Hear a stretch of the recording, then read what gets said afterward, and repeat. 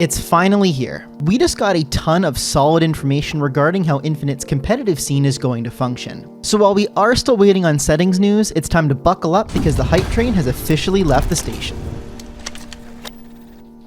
First things first, are we playing on console or PC? The answer is both. All online events will be cross-play and competitors can use either console or PC. This also extends to last-gen hardware as well. For LAN, this is a bit trickier, but the answer is still both. All open bracket matches will be played on Series X's. No real shocker there, as they're much simpler to run large-scale events on than PCs would be. However, those that are competing in pool play on main stage or the featured stations will be using PCs. Those that make it into pools from the open bracket will have to transition to PC mid-event. To facilitate this, 343 is providing private setups to allow the teams making the transition to get used to playing on the PCs, as well as get their settings configured ahead of time. Further, all players who are playing on PCs will get a solid-state drive with their configurations on it to keep things running smoothly.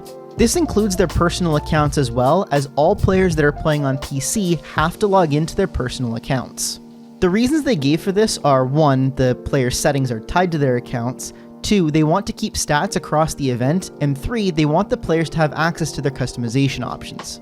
In order to keep things secure, all PC players will have their SSD and peripheral locked away backstage when they're not competing.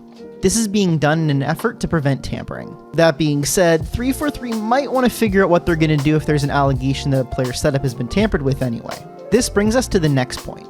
I used the word peripheral before because for the time being, all events are cross-input. This means that regardless of whether you're on PC or console, you're free to use either controller or mouse and keyboard. This allows for mixed teams where part of the team is on one input and part of the team is on the other. While this has already started a shitstorm online, it's worth noting that Infinite has been designed with both platforms in mind, so hopefully it's a non-issue by the time we get to launch. Now, moving on to Esports Engine. For those of you that don't know, Esports Engine is going to be the main partner of the HCS come Infinite and was co-founded by some of the old school MLG guys.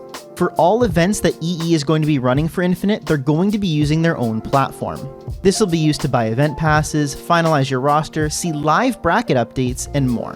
Lastly, players will be able to acquire seeding/qualification points not only from official HCS events, but also grassroots events. This is a fantastic way to expand the scene and has already seen some success in the way of Tekken's dojo system. Well, that's going to do it. Finally, some concrete info about how Infinite's competitive scene is going to run. If you guys enjoyed the video, be sure to smack that like button and subscribe. And you can also follow us on Twitter at @paradise_halo. Let us know what you guys think of this info down in the comments, or tell us what you think of the tech preview that's going on right now for Infinite, and we'll see you guys next time.